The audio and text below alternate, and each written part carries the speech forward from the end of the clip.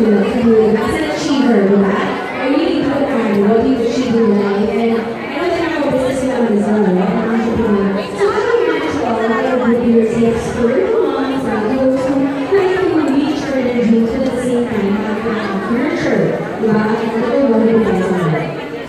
I think it's really all about choosing what you want to do with your life. So now that I'm a mom, I make sure that I don't waste time on things that are not important. So I always think that, especially now that I always pump everywhere. I pump in the traffic, I pump even in the layout chair, I pump in the restaurant, whatever. When I became a mom, parang yung hiyak ko lagi. Parang ako yung hiyak. It's not sa sarili ko rin, okay? People are now very sensitive about breastfeeding. Kasi that's what our baby needs. And I really think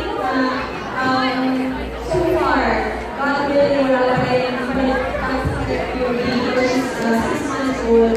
And I think a lot of it has to do with me breastfeeding her. And sometimes people think when breastfeeding her, you won't be able to do anything else. Because baby goes on me like 2 hours. And I always take home but after that, we had a regular feeding schedule, and I was able to learn the topics and everything. But now, my